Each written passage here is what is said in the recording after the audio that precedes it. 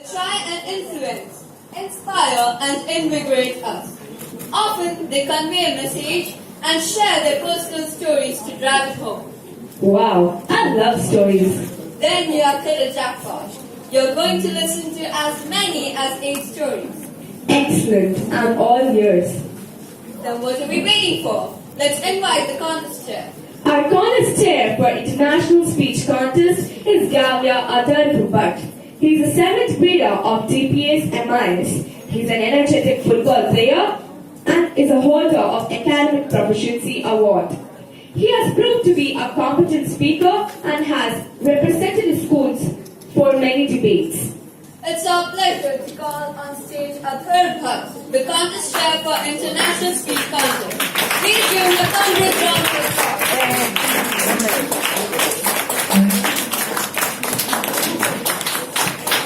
Once said, you can speak well if your tongue can deliver the message of your heart. Today we have 8 passionate contestants with us who are going to inspire us with the message of their hearts. Are you ready to listen to them? Yes. Fantastic. Welcome to Division H Gavel's International Speech Contest 2018. The purposes of International Speech Contest are 1. To provide an opportunity for speakers to improve their speaking abilities, and 2. To recognize the best as encouragement to all. The first and second place winners of the contest will represent Division H at the Qatar International Inter-Division Gavels contest to be held in April 2018. To help us with the smooth conduct of this contest, we have an enthusiastic team of Toastmasters and Gaveliers who will be our role players. As I call out their name, I request the role players to please rise and remain standing until the last name has been called out. Audience, let us hold ourselves back until all of them have been introduced, and then we will give them one thunderous applause. So, our chief judge for today is Toastmaster Philip Cherian.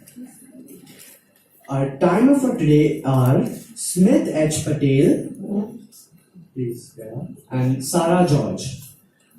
Our tally counters for today are Mohammed Zishan and Aditya. Reading my miserable face, my mom stormed in and said, "Don't give up so easily, or else you'll grow up to become a quitter." But I, of course, being myself, had an excuse at the tip of my tongue. I replied, "Mom, it's too hard, okay? You won't get it. I can't do it. I quit." Contest chair, panel of judges, Toastmasters, and my dear friends. Good evening. Good evening. It was the worst shock any child could give to her mother. "Samriddhi," she cried. "Do you have any idea what your name means?" Prosperity.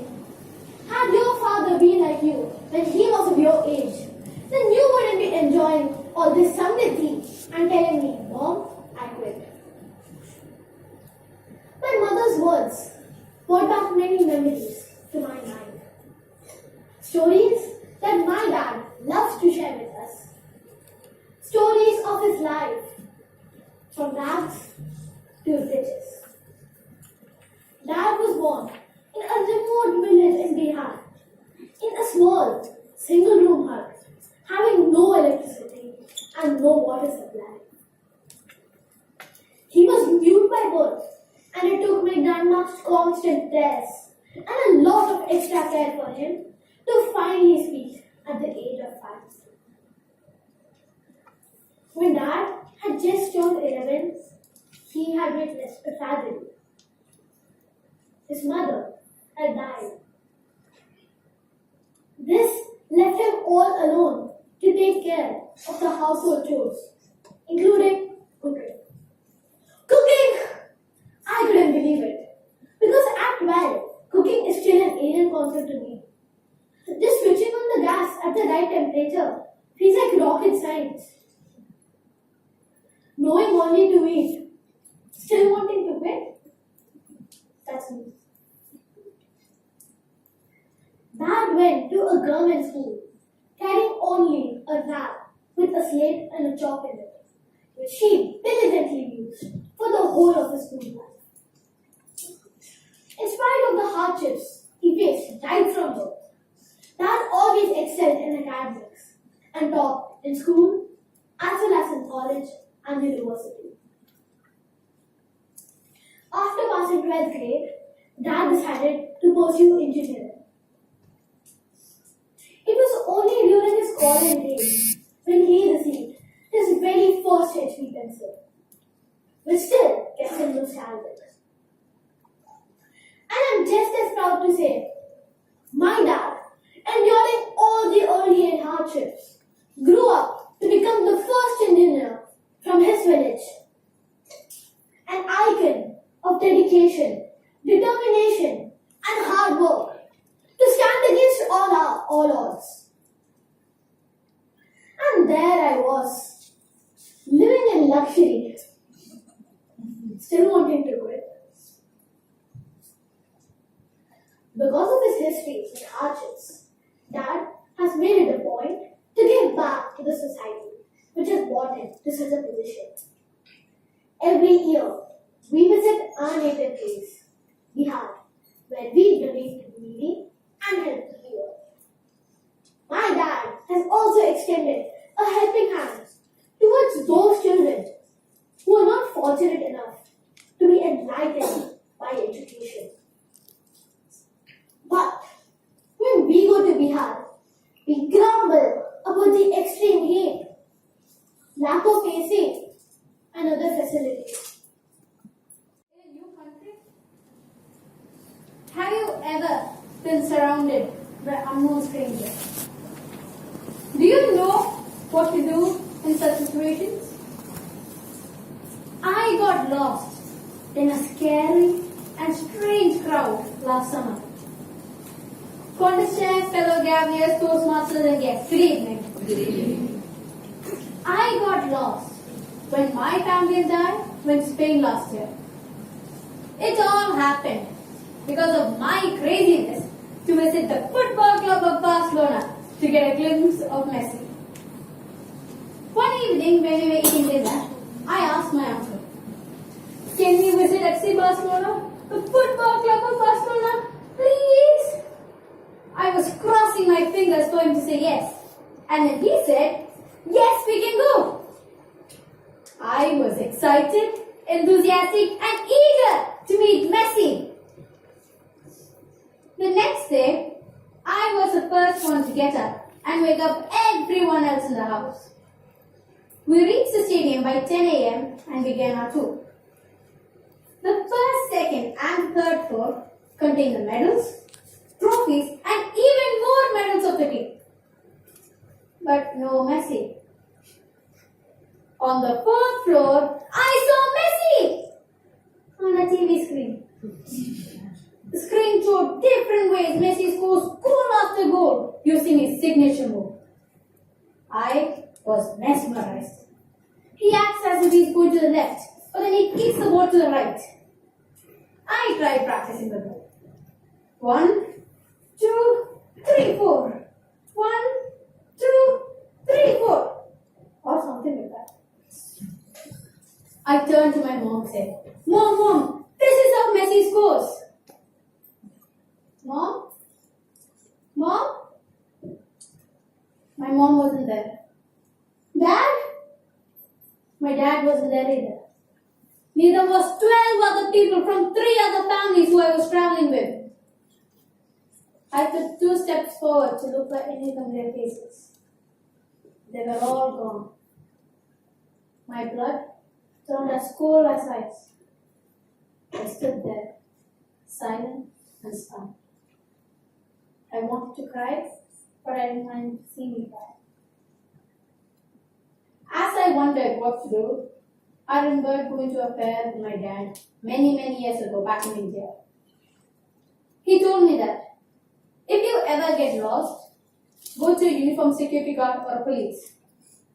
Suddenly I started searching for security guards, and then I saw a woman in a uniform standing right next to the exit. I ran to her and told her that I was lost. She suddenly pulled out a walkie-talkie and informed all the other guards that she has found a lost child. After a while, the 2 guards standing right beside me told each other that my parents were not to be found. Hearing those words from them, tears started rolling down my cheeks. Then they asked me to describe my parents. I wiped my tears and told them what my parents were wearing. I feared I would never see them again. I remember the sound of my baby sisters' pink squeaky shoes echoing in my ears. And that made me even more upset. I would have given up anything just to see my little sister again. Soon the security guards told me that they found my parents. They took me through a VIP passage, and as I came down 4 floors to the ground near the exit, I saw my dad and my uncle waiting for me. Seeing my dad was the happiest moment my entire life. I couldn't control myself. I started crying and ran to my dad and hugged him. My dad started crying. My uncle started crying. And I thought boys never cry. When we came out, I saw my mother and the others waiting for me. My mother started crying. All of us shed a river of tears that day.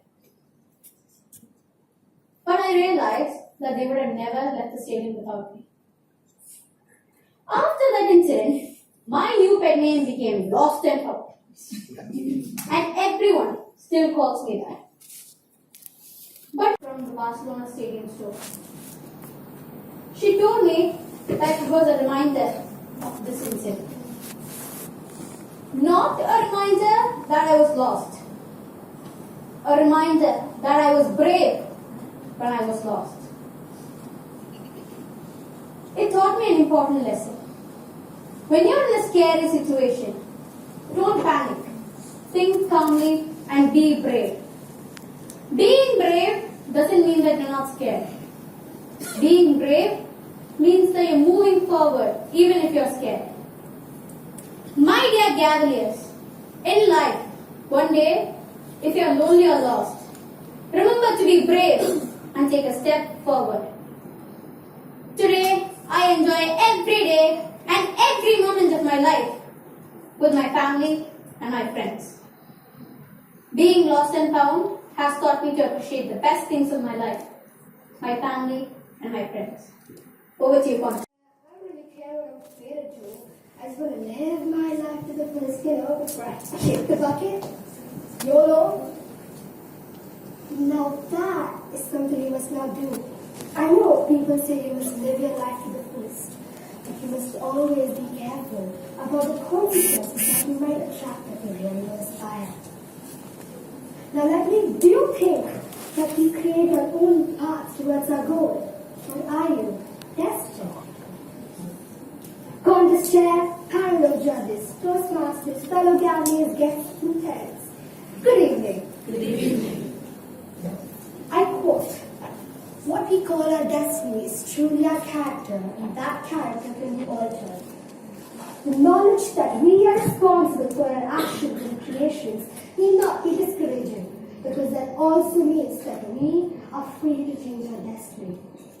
One is not in bondage towards his past that has changed our feelings to its inheritance and background.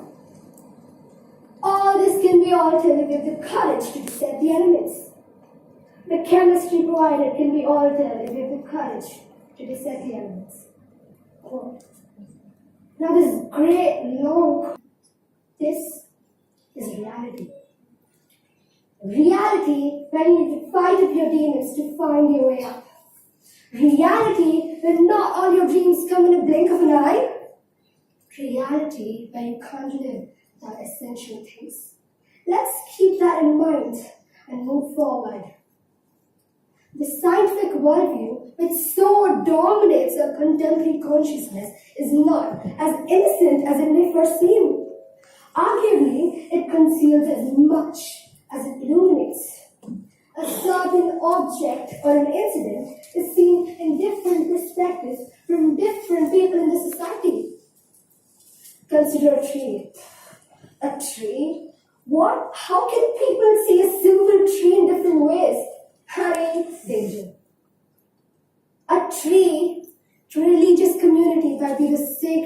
with my holy God. A tree to a child is a tree house. A tree to an artist is a perfect model of beauty. A tree to a lumberjack is just timber. A tree to a scientist is a living thing that plays a major role in biodiversity. See what I did there?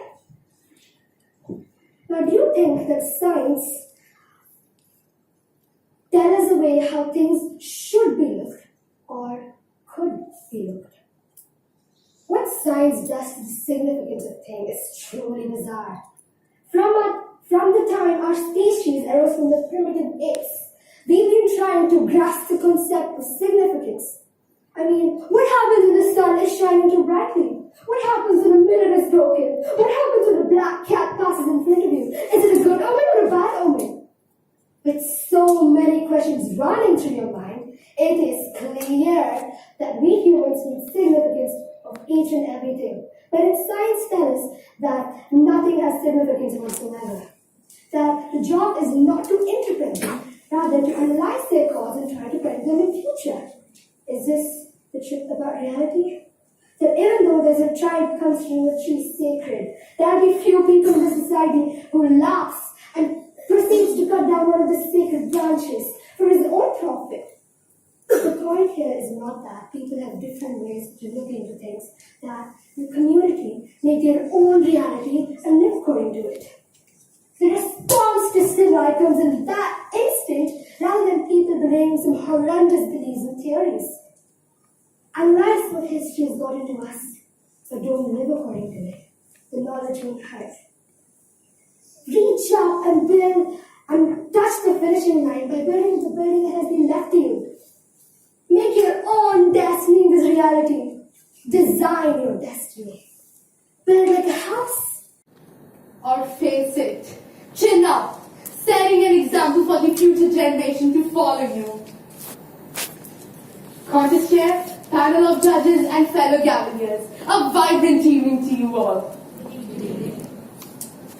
18th November 2017 saw Manushi Chiller win the prestigious Miss World title, Breaking India's drought of 17 years. That moment Was a moment of pride for Indians all over the world. Sitting at my home eagerly watching this, I thought about how Manushi, despite being a medical student, Fought and managed to win that title for India. Setting a trend for women that you can do anything, be anything, and have anything. even when tied down with burden. I felt a wave of nostalgia pass over me as I thought about my family's Les Trois Mousquetaires. That's the three musketeers who are born fighters and trendsetters of my family and their times. born at a time when girl education was not that zealously promoted. My maternal granny has set trends in her family. At that time, women were getting married after barely crossing middle school, and even men struggling with high school, where she went a step ahead to become the first woman in my family to hold a master's degree. She is such a knowledgeable woman that even my grandfather acknowledged her worth and made her his partner in business.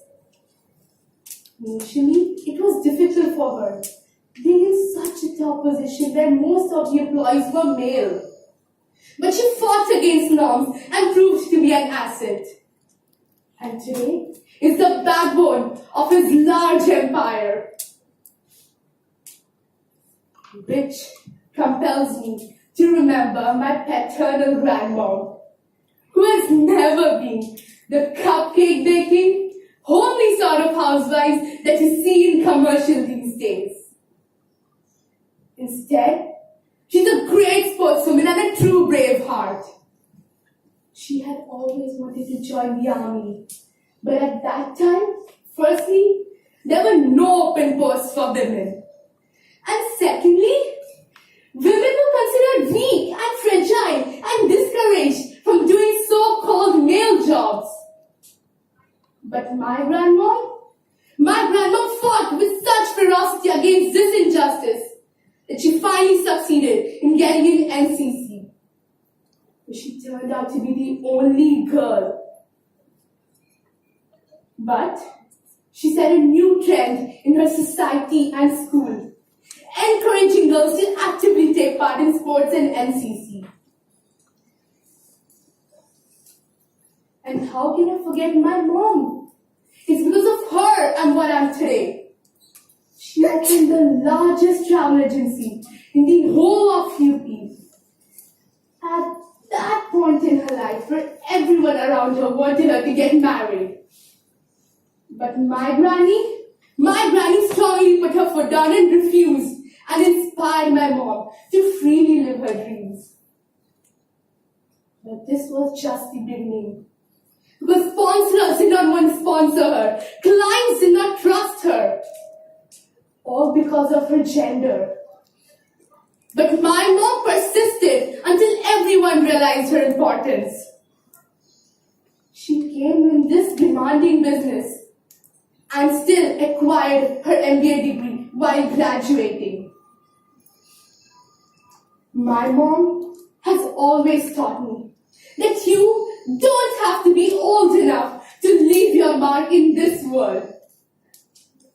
Never let the world define who you are. As it said, when the world gives you lemons, you make grape juice out of it.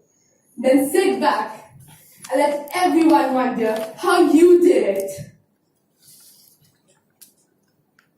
When I was a kid, a small child, studies and me, we shared a chemistry like Dimchat Pooja and her songs.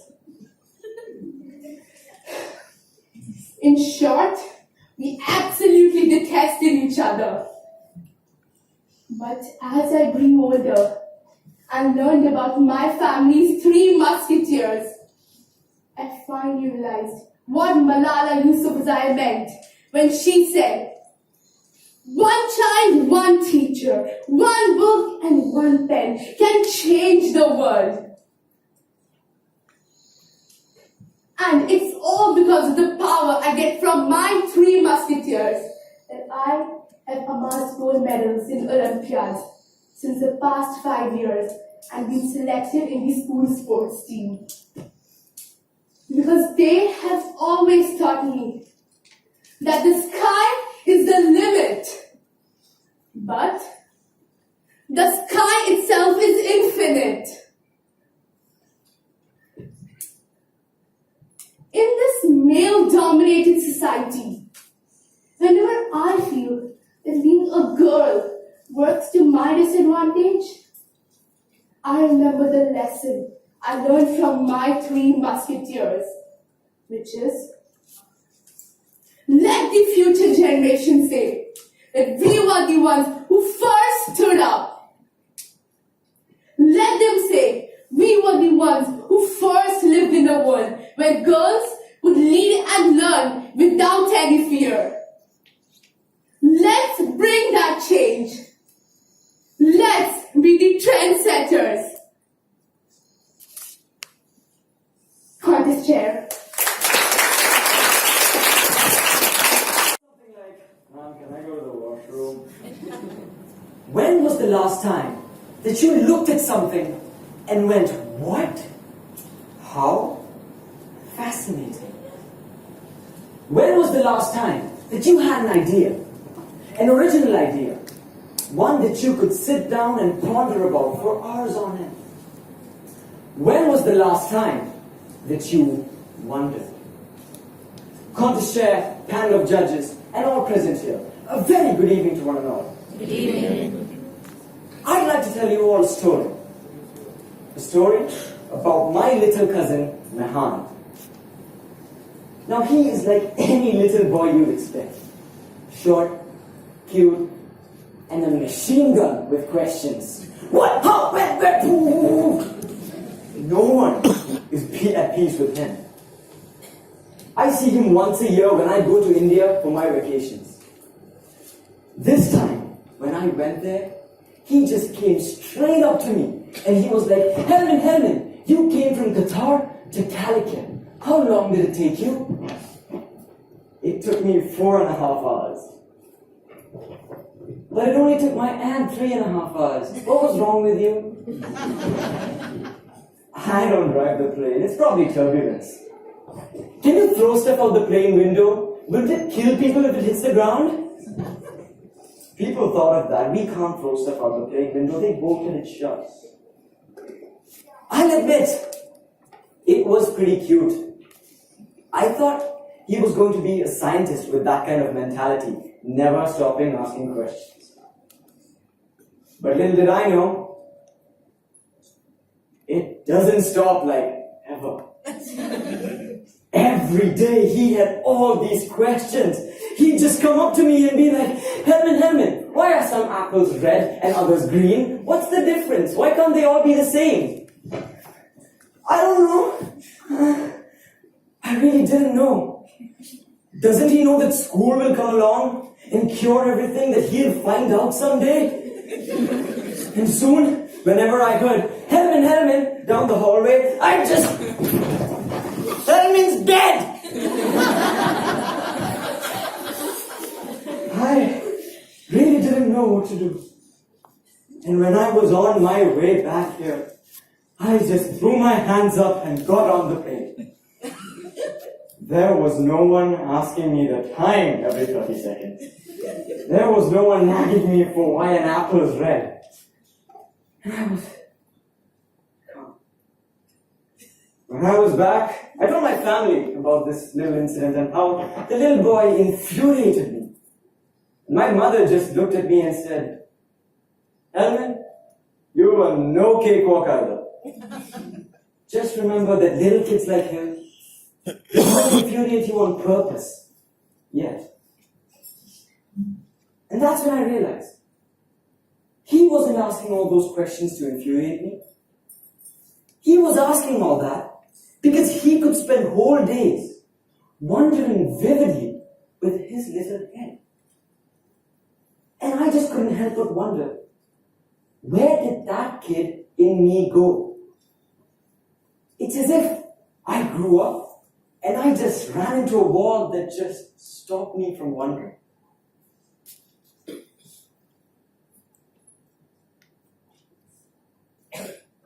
That wasn't a long pause.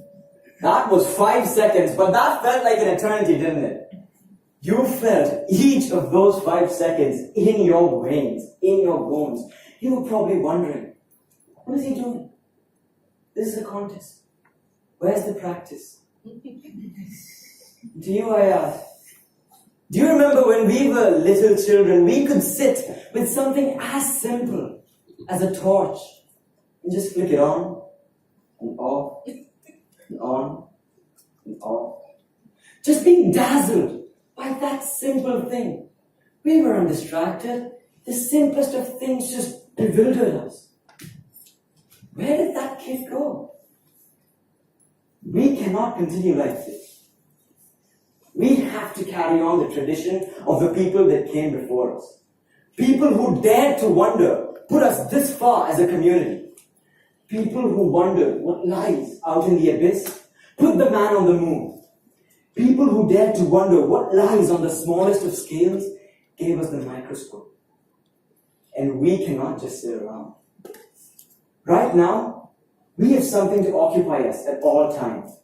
Be it our cell phones, our social media. We don't have the time to just think about something and wonder, undistracted, unoccupied. And that has to be changed. Thomas Berger once said, the art and science of asking questions is the source of all knowledge. Let us practice that art. Let us ask questions. Let us boil everything down to what, how, when, where. Because the last thing this world needs is a slouch who just sits around. What this world needs is a kid who can wonder, break that wall, and just kick it down. Counter-strategy. Pastime. Navel gazing. some tasteless people call it, idling. Suddenly, my room door opened with a bang. And that was my mom. Vaishnavi, do you even remember that you need to prepare for your social studies exam? Mom, how on earth am I going to memorize 21 chapters for my social studies exam? Raise your hands if you also hate social studies just like I do. Whoa, whoa, whoa, whoa. I am glad there are many like me. But my biggest fear was, what if my friends perform way better than me? Respected judges, contestant, parents, and contestants, good evening. Good evening. It's not that I was really bothered, but my mom can go nuts. She loves comparing me with my friends. Her all-time favorite dialogue. Vaishnavi, your friends are in the same class, using the same books. You get the same facilities as everyone else does. Or even more. Then why can't you outshine them? Sometimes I even wonder, why am I not that successful champion or that outstanding genius? Why was I not the head girl when I was in junior school? How many of you have had similar thoughts running in your heads at least once in your lifetime? Most of you, right? And our parents add fuel to the fire by playing their own comparison game. Sometimes our close friends become our best enemies because of this comparison. Last week, something remarkable happened when my mom was comparing me with my best friend.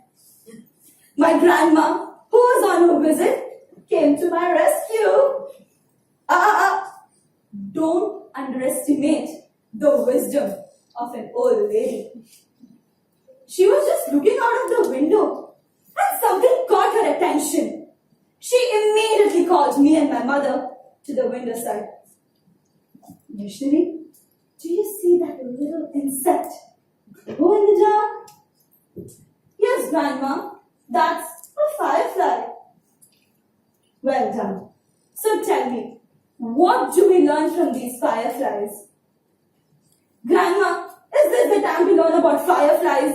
It's my social exam and not biology. Vaishnavi, fireflies are remarkable and beautiful creatures. Some flicker, some flash, and some just glow. But remember, the most important thing is that they shine their own light in the dark. She was absolutely right. It's very tempting to think that we have to shine our own light in the same way as everyone else does. But it's not necessarily true. Just imagine what will happen if I ask the camel to swim, or the lion to fly, or even a fish to climb a tree. Will it be possible? Exactly. We all have different potentials, different skills, and different capabilities. You may think that any light you emit won't make much of a difference. But you know what? It does not matter how you shine. It just matters that you do. Wow! What a deep lesson from that little firefly. That glowing firefly inspired me with this bright idea that we all are the same from outside, but different from inside. And this difference makes us unique. Next morning, I went for a walk with my grandma in our garden. We saw some beautiful flowers in their full blossom. Pink, blue, red, you name a color, and it was there. She pointed to the flowers and said, Vaishnavi, even a flower does not think of competing itself with the next flower. It just blooms. And she continued in her thoughtful mood. Flowers can be in different size, fragrance, and beauty. But even a flower of the same tree is not the same. Will you take this up if I crumble it? If it's not torn, will you take it? Life is like this. It's never perfect, but it has a value that's worth it. Respected contest chair, panel of judges, and all the beautiful people present here. A very good evening to all of you. Good evening. How many of you want to be perfect? I wanted to be perfect. I wanted to be pretty, smart, and athletic. So like the other teens my age, you could see the gorgeous Justin standing in front of the mirror and wondering, do I look pretty? Do I look fat? Do I look athletic? I felt so sad when I saw the other girls who seemed so perfect. And one day, my Miss Perfect friend got so irritated of my attitude and gave me a boring lecture for 2 hours. And I only remember one story. Let me share with you the story that later changed my attitude. There was a man who had 4 sons. He sent them each on a quest to go and look at a pear tree that was a great distance away. The first son went in the winter, the second in the spring, the third in summer, and the youngest in fall. When they had all gone and come back, he called them together to describe what they had seen. The first son said that the tree was ugly, bent and twisted. The second son said it was covered with green buds. It looked like a promise. And the third son disagreed. He said it was laden with blossoms that smelled so sweet and looked so beautiful. It was the most graceful thing that I'd ever seen. And the youngest son disagreed with all of it. He said it was ripe, drooping with fruit, full of life and fulfillment. And the father told his sons, you cannot judge a tree by only one season. Similarly, your life by a reason. The joy, the love, and the pleasure that comes from your life can only be measured at the end when all the seasons are up. If you give up when it's winter, you will miss the promise of your spring. The beauty of your summer is the fulfillment of your fall. She concluded by advising me that life is not perfect. You just have to change your attitude towards life instead of waiting for life to change. Okay, I'll change my attitude and be happy with my not so perfect but beautiful life. I promised my friend. But the mind of old Justin hesitated to change. During that period, I met my friend's sister, who was still suffering from cancer. She had failed chemo, a failed surgery, and her bones in her right arm were replaced. How will you feel when you have the same problem in life?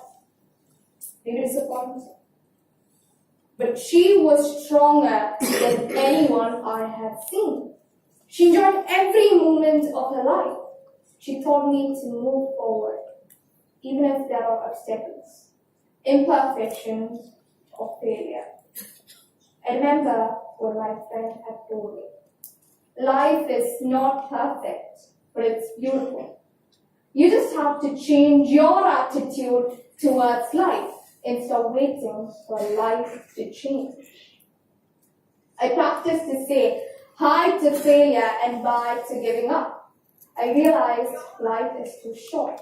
I can't wait for it to end, and I can't waste my time cribbing. I changed myself. I changed my attitude towards life. Today, this is my message to you. Life is not perfect, but it's always beautiful. So let's change our attitude towards life and smile honestly like a baby without teeth. Why? Because attitude matters. Understand? Smile, an everlasting smile. A smile can bring you near to me. Respected Concha, esteemed panel of judges, and my dear Gavel, a very good evening to one and all. Good evening. Smile, please. But why should you smile? Why should I smile? And why should all of us smile? This is what I tell my mom when she asks me to take a smile for a snap, for a pose, or otherwise always smile. Smile while communicating for an effective communication. People accept messages coming from a person who appears pleasing rather than with a serious tone all the time. In fact, my mother asked me to use a Chinese technique of smiling. That is, by holding a chopstick inside the mouth, like this.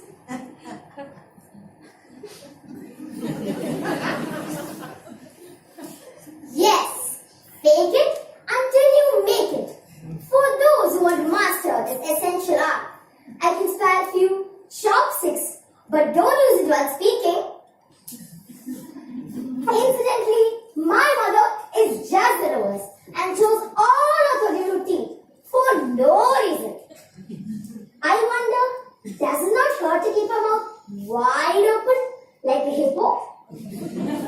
I even tease her to close her mouth, lest flies be trapped. By the way, I got this glum face from my father. No emotions whatsoever.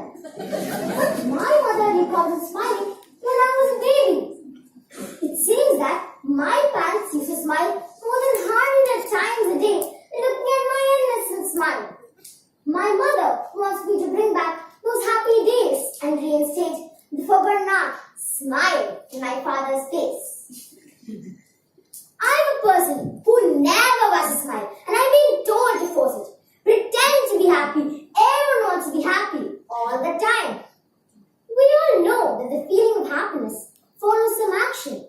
But if we reverse sequence and start smiling for no reason, will we be happy? Yes, we can, say psychologists. Let me tell you a personal story on what a simple smile can do. One day I was playing with my iPad and my brother was trying to snatch it from me. In the melee that followed, the iPad fell down and broke into pieces. We were shocked. My brother has proved that he's an expert in convincing everyone that it's my sole fault and never his. I was so depressed that I felt like taking a flight to India to take shelter from my grandparents. But how will I go? What will I tell my parents? How will I face them? Crying over the broken iPad had made my eyes swollen. It was then my father arrived. Looking at my swollen face, he asked, "What happened, my dear princess?" I stood dumb as my brother narrated a fancy story, keeping himself safe, adding a lot of spice to make my curry hot. In return, my father, with a big smile, hugged me and asked, "Is that all what happened?" "That's okay. You just learned an expensive lesson today." That smile, that hug was enough for me. It did out all the worries and anxieties I was holding until then. I don't say that parents should smile and children break iPads. But then, my father's positive approach of being compassionate by not lamenting over the unintentional damage created a huge impact in my life.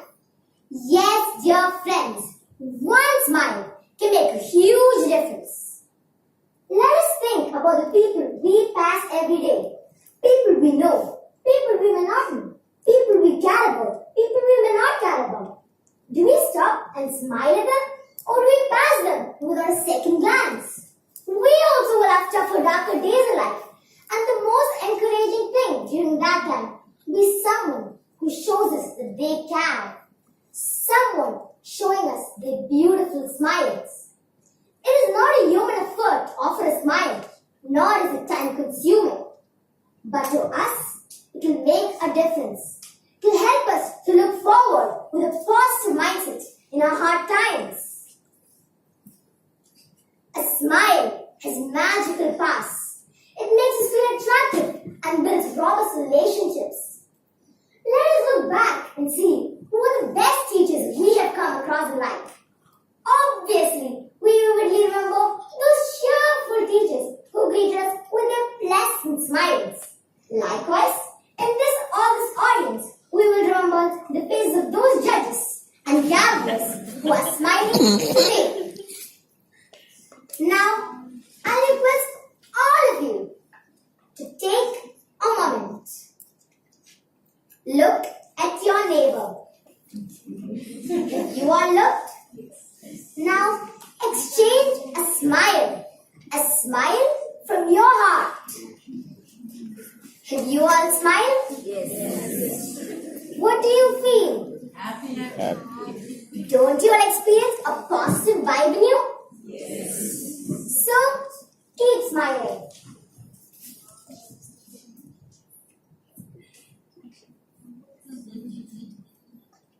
Over to you, Constance. All the contestants during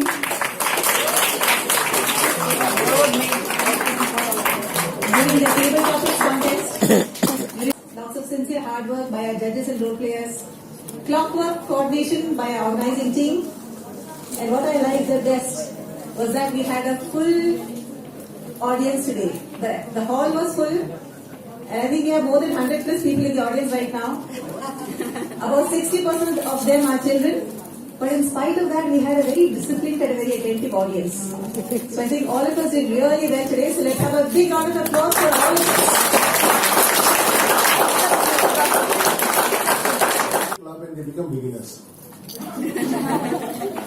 They are expert in their profession. The moment they join Toastmasters, they discover that they have communication skills they need to improve and they become beginners.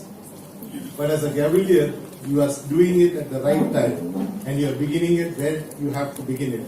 So I would like to thank for one particular people are the parents. Can you have a big round of applause for parents for putting them into the Gavelier at the right time and at the right time.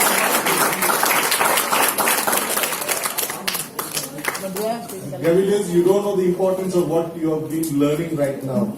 Keep on practicing the skill. You can be a good doctor, good engineer, good scientist, dancer, but these two skills, leadership skills and communication skills, will make a difference when you come up into a line as an expert in respective field. The second team of people I would like to appreciate is all the Gaveliers who have contested for this season right from your club. You took the journey and tried to discover who you are and how you can make a difference to yourself. So I appreciate and thank everyone for taking part in the contest and coming all the way here. Big round of applause for you guys.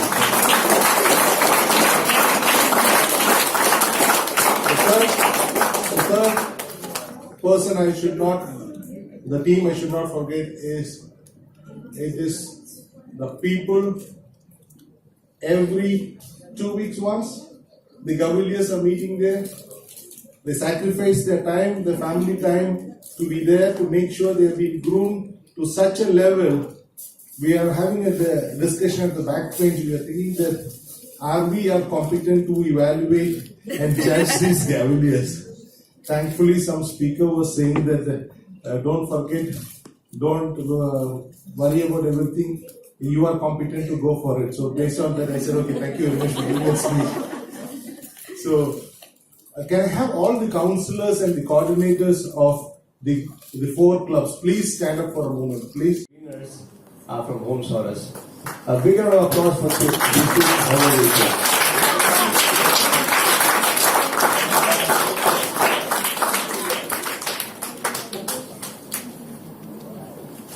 It's our pleasure to have. It gives me a great honor and pleasure to come here and speak in front of a professional audience who have mastered the public speaking and allowing an amateur speaker like me to come to the stage and hear my words.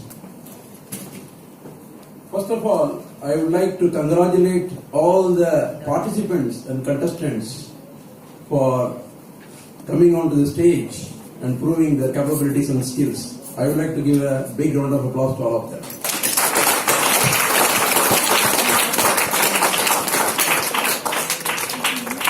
I recall a research study which was presented during my Toastmasters days that 80% of the top executives who are CEOs, vice presidents, holding senior roles had a big fear, which is public speaking.